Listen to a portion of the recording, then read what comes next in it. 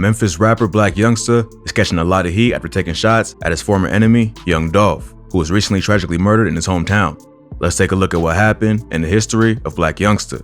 On Friday, December 17th, Blac Youngsta performed at the Aces of Dallas nightclub in Dallas, Texas. Over the weekend, footage surfaced showing the rapper performing the song Shake Some, a diss track from 2016 aimed at Young Dolph. Many fans thought this was a bad move because Dolph was tragically murdered back in November. But even before his death, Dolph and Blac Youngsta had a long-standing beef that started with the owner of Blac Youngsta's label, Yo Gotti. In response to the backlash, Blac Youngsta dropped a music video for his song, I'm Assuming, which shows him rapping in a graveyard in front of a grave with the name Thornton on it. Young Dolph's legal name was Adolph Thornton Jr. The one shown in the video wasn't the actual grave site, but it was clearly a shot at Dolph. In the intro to the song, Blac Youngsta explains that he don't care about the backlash because he's lost too many people behind the beef. So just because Dolph is dead, don't mean he's gonna stop applying pressure. In response to the disses, one of Young Dolph's homies, Grove Hero, drove through the hood where Blac Youngsta's grandma lived to show the conditions. He gets at Blac Youngsta for not helping out his own hood, but having the nerve to diss Dolph, who was well known for giving back to his city. He even tracks down a dude who claims to be Blac Youngsta's childhood friend, who's still in the streets because his homie got rich and never looked back. And then you know what crazy about the whole situation, bro? This a real street, and you ain't coming back with your real street you grew up with. That's up. Not long after I'm Assuming dropped, Gucci Mane dropped a video for his song Long Live Dolph. Gucci and Dolph have been friends for years and even dropped a tape together back in 2013 called East Atlanta Memphis. Grove Hero makes an appearance in the Long Live Dolph video, leading many to believe it was a response to Blac Youngsta. So, it looks like the beef picked right back up. The problems between Blac Youngsta and Dolph first started with Yo Gotti. Gotti was an established name in Memphis hip-hop when Dolph was coming up. They knew each other through connections in the streets, and early on, Yo Gotti wanted to sign Dolph to CMG, but Dolph turned him down and stayed independent because he wanted to create his own lane. Yo Gotti ain't like his decision, and they've had problems ever since. Then, in 2015, Yo Gotti signed Blac Youngsta instead and took him under his wing. Blac Youngsta grew up on McMillan Street in South Memphis. He was raised by a single mom and his grandparents with his 3 brothers. He started hustling at an early age and got his first job at just 7, stocking shelves at a grocery store. He only got like $10 a week, but the job came with free food, so it stopped him from going to bed hungry. But he got fired for stealing food for his brothers and had to find different ways to make money.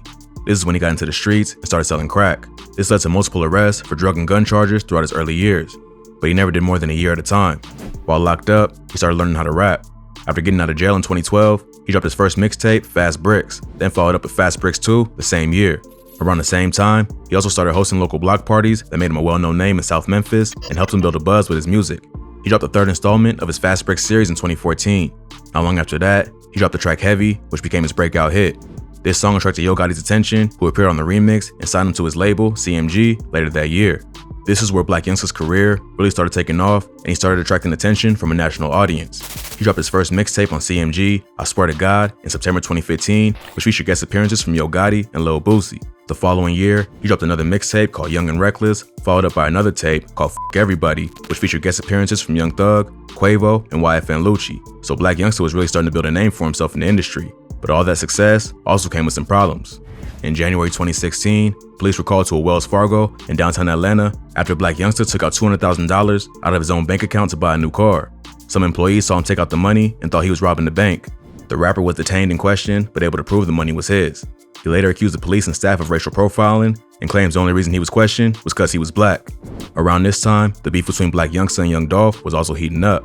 In February 2016, Young Dolph dropped his debut studio album, King of Memphis. Many saw this as a shot at Yo Gotti, who often called himself the King of Memphis. This reignited the beef between Dolph and CMG, but instead of Gotti taking shots himself, Blac Youngsta would start beefing with Dolph. Blac Youngsta hopped on Instagram to threaten Dolph directly, calling him soft and saying he's gonna slap him on sight.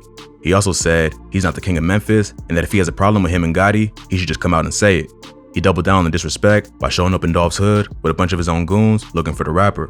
Where we at right now, cuz? We in Castaigne right now, cuz. What Dolph at, cuz? Where he at, cuz? Where he at? Where he at right now? Supposedly, there was a personal altercation between Blac Youngsta and Young Dolph behind the scenes that made him pull up to the rapper's hood.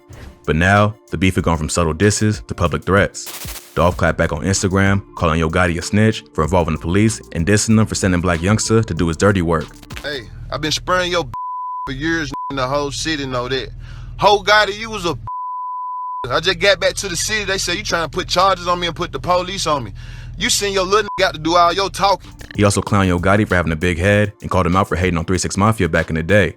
Not long after that, Dolph appeared on the remix to the song I'm Ready by Trouble. along with Young Thug. On the song he says, "Y'all some you scary, all on the internet telling, trying to have a real gelling. This shit around my neck so heavy." It's pretty clear who he's talking about based on his previous Instagram rant and the fact that Black Youngsta's breakout track was called Heavy. He continues rapping on the song, "Any record when it's gangsta shit, he the police. And I your boss baby mama, same hotel for 4 weeks. Never send a little boy to take care of grown man business. If I was you, I would be mad too, so I ain't tripping." These bars was clearly directed at Black Youngsta for pulling up in Dolph's hood with guns, all while recording it for the internet. Dolph also later claimed to have slept with Yo Gotti's baby mama, so it's pretty clear who the bar is about. After the song dropped, Black Youngsta rushed to the studio to record the track Shake Something, the diss he recently performed in Dallas. He also dropped a music video with it that featured several shots from the videos where he pulled up in Dolph's hood, so Black Youngsta wasn't trying to be subtle about who he was dissing. After that, the beef died down for a while and both artists downplayed it in interviews, but it picked right back up again in early 2017 when Young Dolph dropped the Yo Gotti diss track, Play With Yo. On the track, Dolph suggests that he slept with Yo Gotti's baby mama.